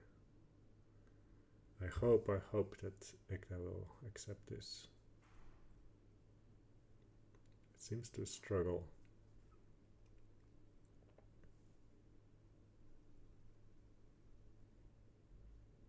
This is rather slow for ECDA, what it does now.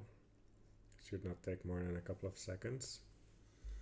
The reason why it's slow, I think, is because of universe levels. So ECDA does a lot of work under the hood to figure out what universe levels have to be, what they can be. And here it is trying to figure out that all these universe levels can actually match up, and they are all implicit arguments. So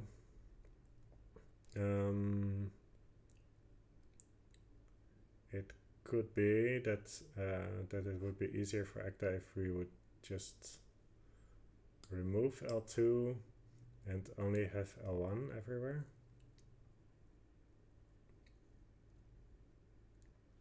Because now it's really thinking for a long time.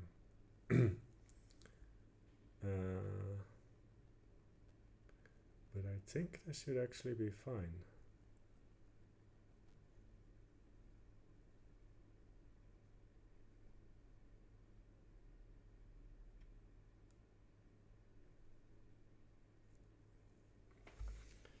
Okay, let's just go to the chat.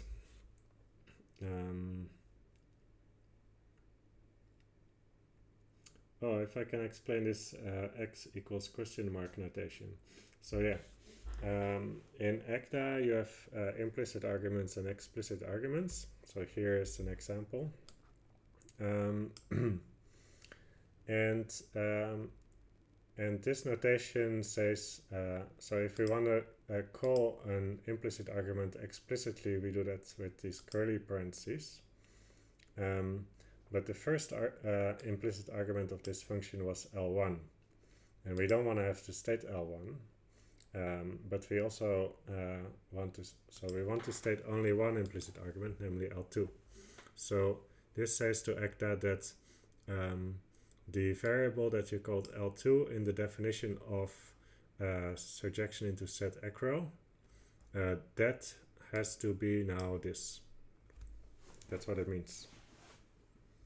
So you can so this one doesn't refer to this one, but it refers to this one refers to the L2 in the definition of this definition. So let's jump to it. It refers to this L2. So it's that L2 that we said that has to be these, which do come from here. So that's what that means. ACTA still not happy. I will need to fix this.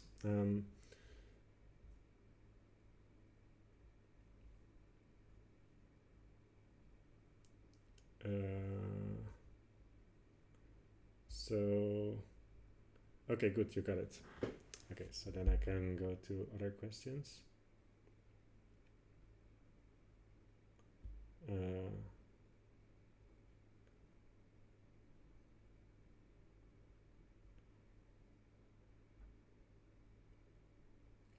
So I definitely think it's worth learning Martin-Lev type theory before you do homotopy type theory. So in the book that I'm writing, that if you go to the summer school webpage, then you can find the book.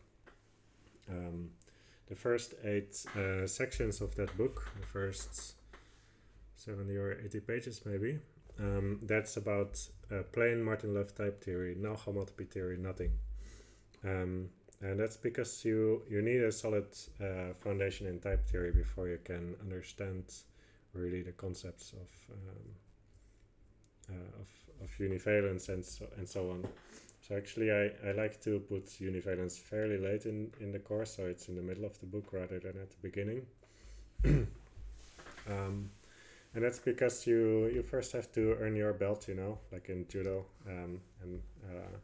and then you can start using the fancier tools. Yeah.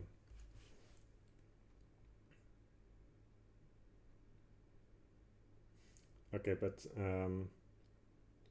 types and program, yeah, maybe. Yeah.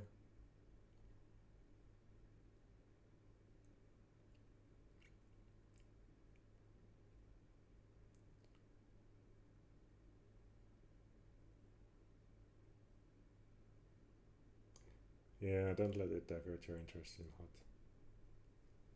But it's good to realize that hot is based on Martin-Lev type theory, and then like Ian said, it has some axioms added to it. So the Univariance Axiom is of course the most prominent one. Usually people assume function extensionality, even though univariance implies function extensionality. you can assume that you have propositional truncations or higher inductive types. In this library, we even assume something else, so we can actually jump to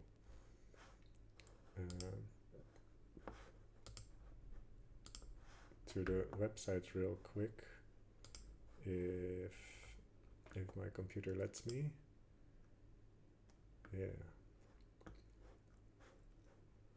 think, yeah, it shows on the stream. Good. Okay, so here on the GitHub, so this is the main GitHub of the Acta Unimet formalization project. In the README, I explain what the assumptions are in the library. Here's the overview. So there's function extensionality axiom, there's the Univalence axiom, but this one is not in the hot book, in the old hot book. This is replacement, and it's just a tool that lets you reduce the universe level of some types under reasonable assumptions, and it's very similar to the set theoretic replacement axiom. It says, let's just show that here. So the idea is that the image of a map f from A to B, if A is small and B is locally small, this image will be small. And I think I should finish this sentence here because it doesn't say that. But here's the formal statement of replacement. You assume a map f from A to B. So typically B is a universe itself, but it can be any type. And it says that if A is small and B is locally small, then the image of f is small again. And we use this to reduce universe level of quotients, especially. Without this axiom, we couldn't be proving the theorems that we did today, because the universe levels would be even more messed up than they are now. So now they are actually still messed up, because Acta is not computing, and I need to figure out why that is the case.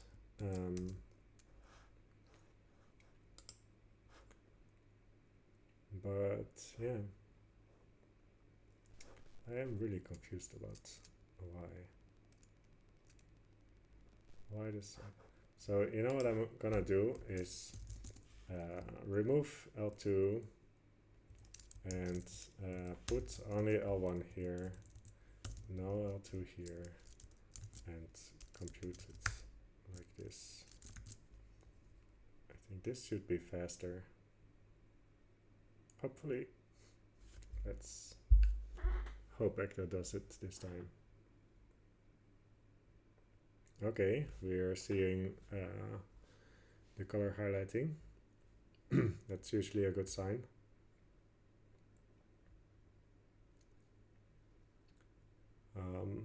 It's still slower than I like.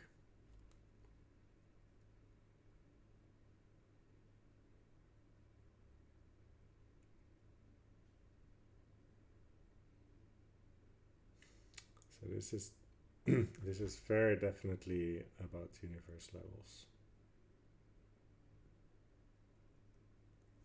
I'm gonna interrupt it again because I want to set explicit universe levels.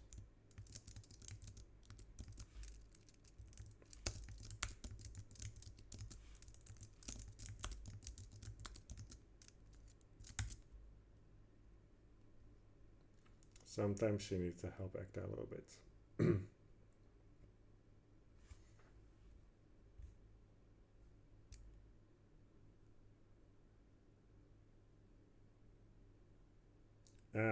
Right.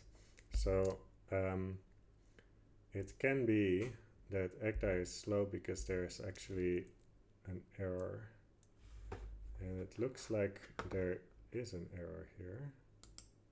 Something to do with universe levels. Why don't I do this? It's not happy.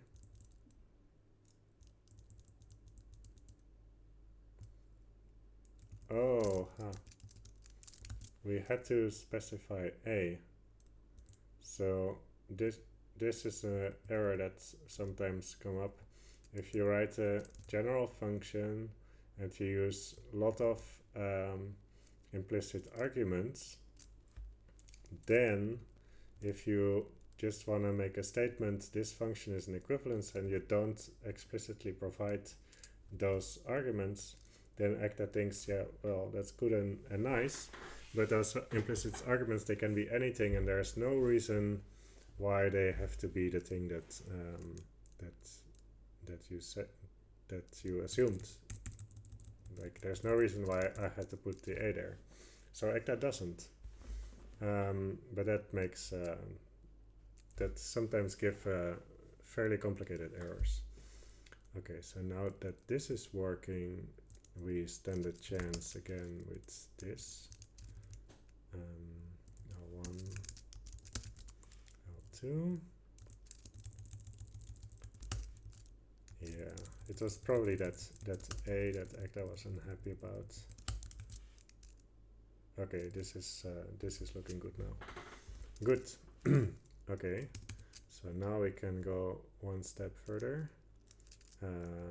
Equiv surjection into set eqrel. So yeah, this is formalization sometimes. It goes like that, and ACTA doesn't always like what we're doing. I'm gonna put the universe level explicit.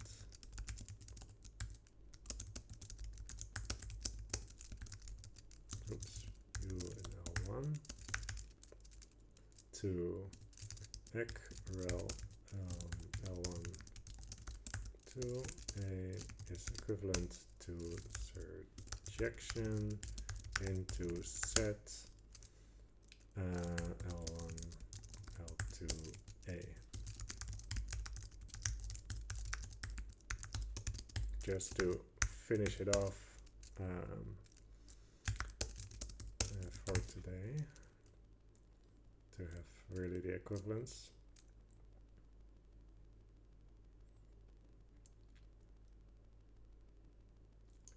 Hey, why are you again slow?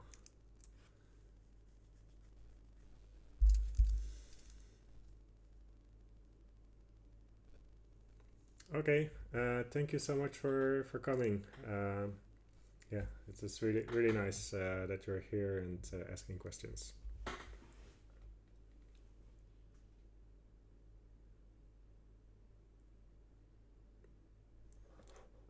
Okay, I don't understand why ACTA is again slow, because we're not asking anything of ACTA right now. Oh, we added an extra universe level and then we mixed this up. Okay.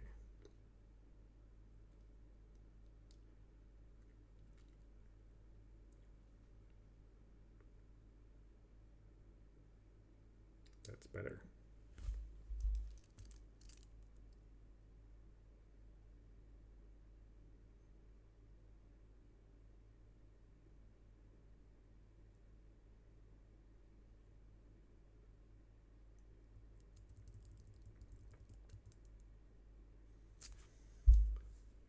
Yeah.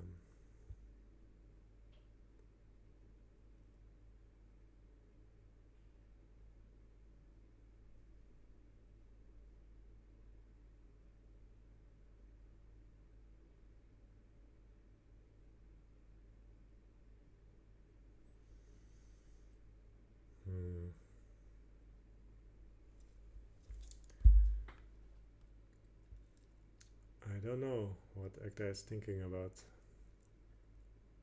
It was able to compute without this definition here. I'm not sure what we said to ACTA that it would slow it down so much. Is this fast?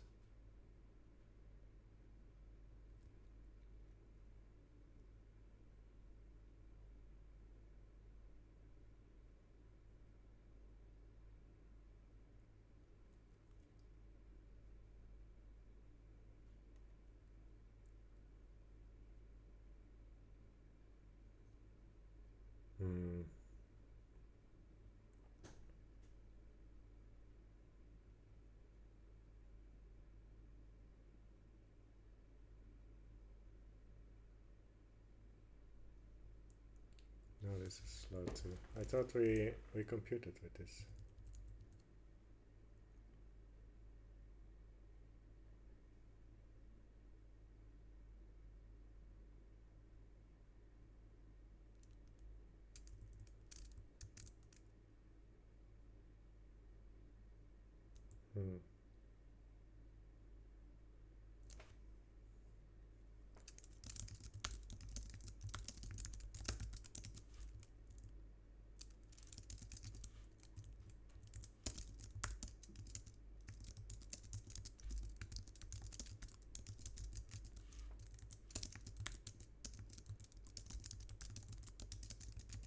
Maybe there's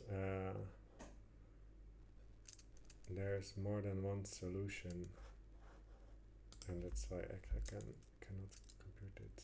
It's the only thing I can think of.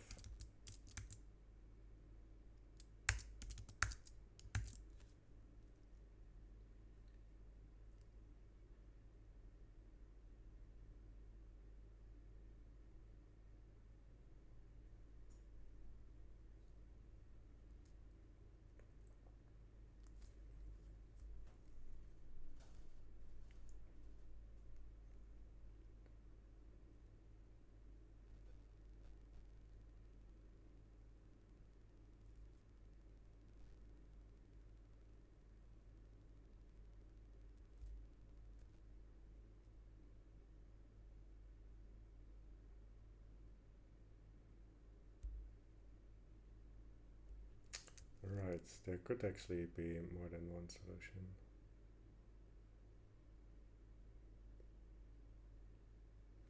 Because here we specify L2, but we use L1 square cup L2. So ECTA doesn't know that it can use L2 here, but it can also use L1 square cup L2 in this position, because both of them will have the same outcome here.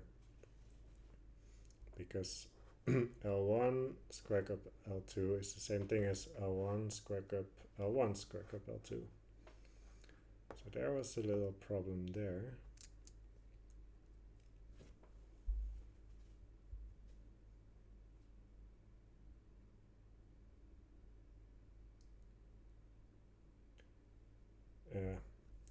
You know what I'm gonna do? I'm gonna turn back off this L2. That's a pity, but and then at home tonight I'll just try to fix it on my own. Because this doesn't work.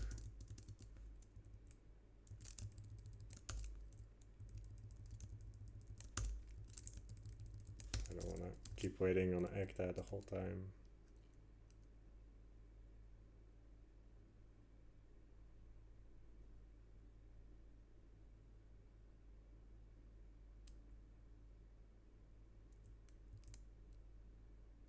Okay, this is good. And now here also we have to get rid of this one.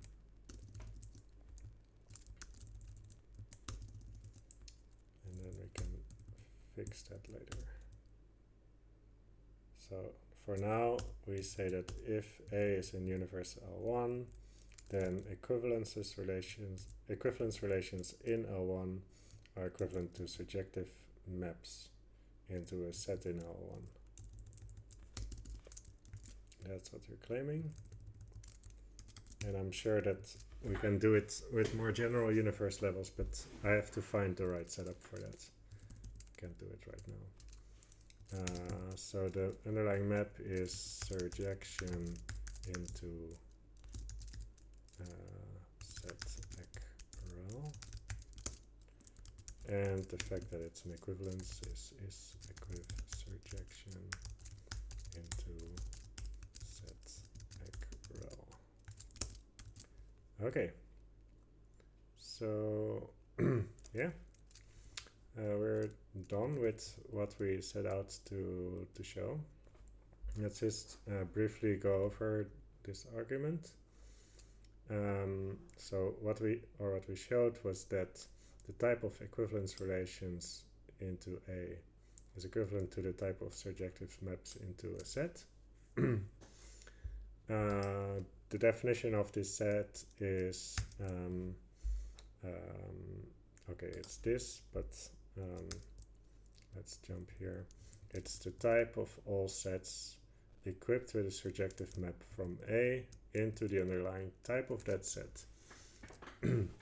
And maybe you remember from your course on homotopy type theory that the type of all sets is a one type, not a zero type. And then the type of surjective maps from a type into a set is a set. So when you sigma that, you should expect this to be a one type. Of course, using the Univariance Axiom. And for general truncation level, we expect this to be a k+1 type. But now, what we have done is we constructed an equivalence here from the type of equivalence relations on A into the type into this type that we set probably as a one type, but the type of equivalence relations on A is a set. Of course, it's a set because it's a subset of A satisfying some condition. So that's a set.